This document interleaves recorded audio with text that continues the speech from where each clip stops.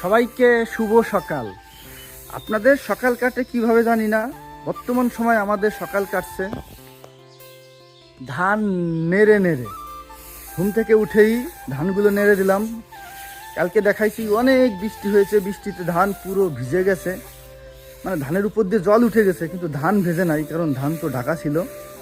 সেই ধান এই যে নেড়ে দিচ্ছি। আর প্রতিটা দিনই সিদ্ধ করা ধান নাড়তে হচ্ছে, কারণ ধান তো আমাদের সিদ্ধ করে রাখতে হয়। তো একবারেই সিদ্ধ করে রাখছি আমরা, তাহলে ভালো হয় কি পরবর্তীতে আর সিদ্ধ করা লাগে না, এই এক কষ্টে হয়ে যায় আর কি। ঠিক আছে, পরবর্তীতে আবার সিদ্ধ করি, তাহলে আবার এই কষ্টের সাথে পরবর্তীতে আবার কষ্ট করতে হয়। এজন্য একবারে কষ্ট হলেও এটা সিদ্ধ করে রাখি, তাহলে আর সামনের দিনগুলো ধান নিয়ে কোনো টেনশন করা লাগে না। তো সকালবেলা উঠেই এই যে এইখানে ধান রেখেছিলাম, সেখানে ভিজা রয়েছে, দেখতেই পারছো যে পায়ের ছাপ লেগে যাচ্ছে মাটির সাথে। অনেক বৃষ্টি হয়েছে কালকে।